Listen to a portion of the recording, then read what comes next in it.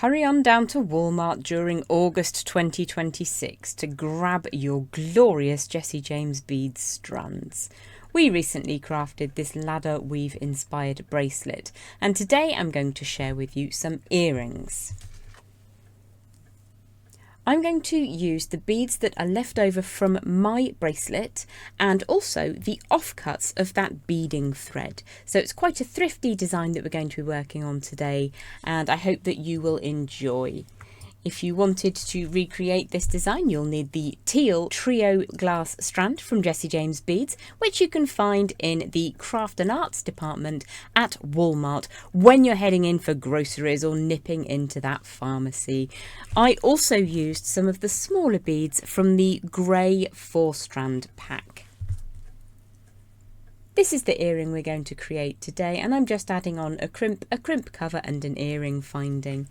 As I mentioned, I'm going to use those offcuts of beading thread. This is around about an 8-inch length, and it only needs to be the lightest beading thread available. This is a 7-strand in steel. I've popped a bead stopper on one end of my 8-inch length of that beading wire. You don't have to use one of those, I'm just incredibly clumsy. So we're going to start to thread some beads on. I'm going to start with one of the smallest rondelles from the grey strand. Then I'm going to go in for one of these beautiful twisted blue from that teal strand, another small grey. As I mentioned in my last video, the beauty of using these beads, we're going in for the octagon now, is that they have really large, substantial and very even drill apertures. So even for somebody like me who's a little bit in need of spectacles, it's certainly something that I can achieve reasonably easily. So the order I've gone for so far is small grey rondelle, twisted, small grey rondelle, octagon, small grey rondelle, and then one of the large cube beads. I'm going to reverse that bead order now. So another one of the small greys, then we're going to go for one of the octagons, alternating with the small greys to give us a really lovely undulating feel to this design. And you should finish up with a small grey bead. Once you've got those all together, we're going to free off that bead stopper, and I'm going to sit those beads just slightly to one side of the centre. It doesn't matter if you don't do this because we have enough wire to work with, but I'm trying to be using this as sensibly as possible. So we're going to cross those wires over now through this gorgeous golden spacer. It's got lovely kite-shaped facets on it, but is really lightweight, so ideal for earrings. So one wire goes in one side, one wire goes in the other side, and we're just going to pull those through until it sits nice and tight. I'm allowing slightly more wire on one side than the other. So that's the drop part of our earrings, utilising that teal glass strand that you can find throughout August at Walmart. I'm then going to add on to either side of the small grey faceted rondelles, and I'm just pushing this down onto my bead mat just to stop everything from springing open.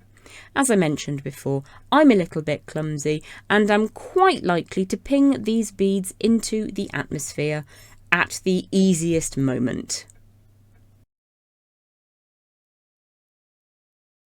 So let's get 2 of those on either side. Make sure that those wires cross over neatly, and then we're going to bring both wires up and through that lovely twisted blue from the teal glass strand. So one wire is longer, and that is by design. If yours isn't, it doesn't really matter as long as you've got some spare to work with. I'm just going to pull that through, support both of those wires independently for a moment by just gripping between thumb and forefinger, and I'm just going to gently wiggle until my 2 earrings just match up nicely. So you do need some tension in this design to get it to sit, so just give that a bit of a squish and a squash until the beads sit how you want them to. So they look pretty decently matched to me. So what we're going to do now is to find our teeny tiny crimp bead. I'm working with crimp tubes, but you can equally work with the round crimps if you prefer. Bring both of those wires through that crimp tube all the way upwards make sure you've captured both of them.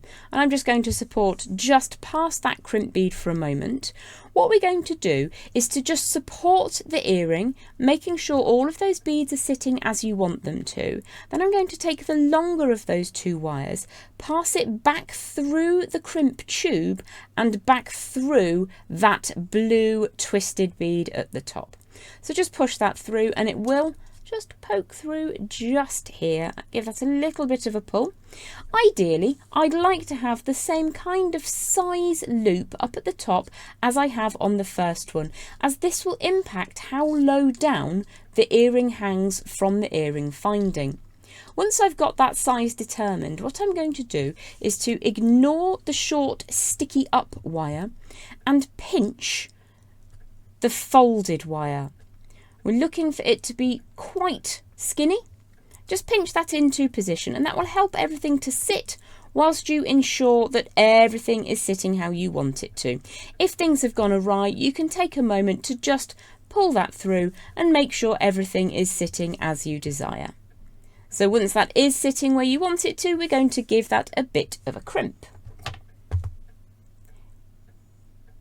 Just give that a squish until it sits how you want it to. Check before you crimp. Make sure that all of those beads are sitting where you want them to before you commit that crimping plier. If you've accidentally squished that wire in the wrong place, the joy of working with wire is you can just reform that. So I'm just going to pull that ever so slightly, allowing a tiny gap between my bead and the crimp, and then I'm going to give that a squish. So that's part 1. And then we'll go for part 2 to draw that together.